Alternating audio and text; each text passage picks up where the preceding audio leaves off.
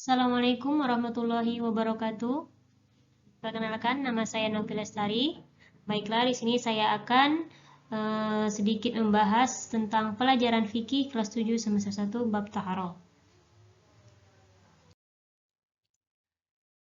Baiklah, di dalam bab taharah saya mengambil beberapa pengertian. Yang pertama, pengertian taharah. Yang kedua, dasar hukum taharah. Yang ketiga, macam-macam air.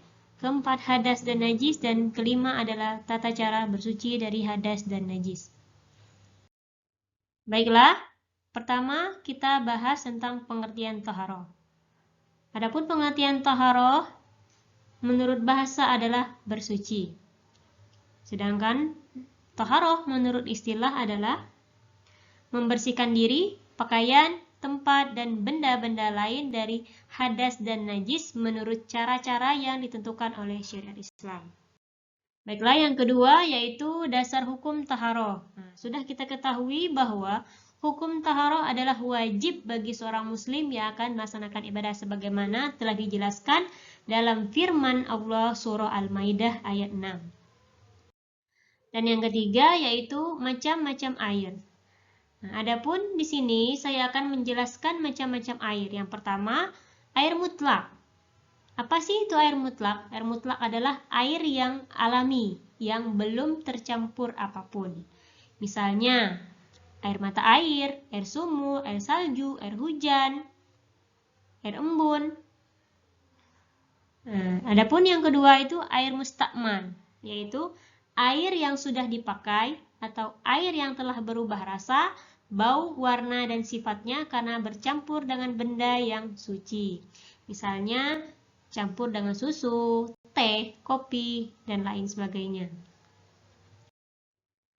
Dan yang ketiga adalah air mutanajis. Sini jelas bahwa air mutanajis adalah air yang sudah terkena najis ataupun sudah kemasukan najis ataupun tercampur najis. Yang keempat yaitu air musyammas. Apa sih itu air musyammas? Air musyammas adalah air yang sebenarnya suci zatnya, juga mensucikan, tapi makruh hukumnya digunakan untuk bersuci.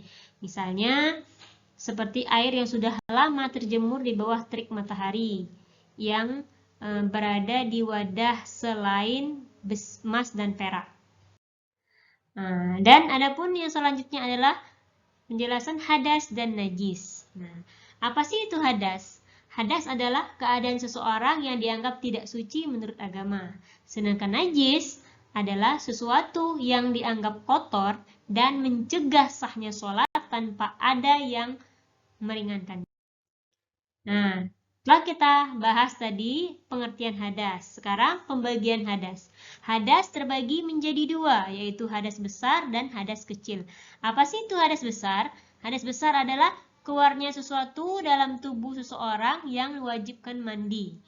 Misalnya haid, junub, dan lainnya. Yang kedua adalah hadas kecil. Hadas kecil adalah suatu yang keluar dari kubul atau dubur seseorang, seperti kencing, maka cukup dengan berwudu. Nah, adapun najis. Nah, najis terbagi menjadi tiga. Yang pertama najis muhafafah atau najis ringan. Yang kedua najis mutawasitoh atau najis sedang. Dan yang ketiga adalah najis mughalazoh atau najis berat. Nah, adapun najis muhafafah itu yaitu najis yang berasal dari kencing bayi yang belum berumur 2 tahun, yang hanya minum ASI. Sedangkan najis mutawasito atau najis sedang adalah najis yang keluar dari kubul ataupun dubur, seperti kencing, buang air besar, ataupun semua kotoran hewan, ataupun darah atau nanah. Dan yang terakhir adalah najis mughalazoh. Nah, najis mughalazoh adalah najis yang berasal dari air liur anjing atau babi. Yang berikutnya adalah cara bersuci dari hadas. Nah, tadi sudah kita bahas pengertian hadas dan pembagian hadas. Nah, hadas tadi sudah kita bahas terbagi menjadi dua, hadas besar dan hadas kecil. Nah, cara bersuci dari hadas kecil itu cukup dengan berwudu. Sedangkan cara bersuci dari hadas besar yaitu wajib mandi.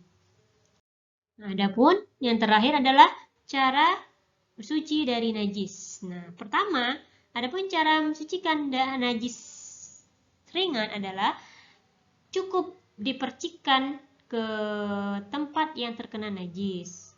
Sedangkan yang kedua, najis mukhafafah, yaitu dengan dihilangkan dulu wujud zat rasa baunya, kemudian baru disiram dengan air sampai bersih. Dan yang terakhir adalah najis mughalazoh, yaitu najis yang tadi terkena air liur anjing atau babi. Nah, cara mensucikannya adalah menggunakan air sebanyak 7 kali. Salah satunya adalah dengan dicampur dengan debu atau tanah yang suci. Dan terima kasih. Itulah penjelasan dari saya. Semoga bermanfaat. Wabillahi taufiq wal hidayah. Wassalamualaikum warahmatullahi wabarakatuh.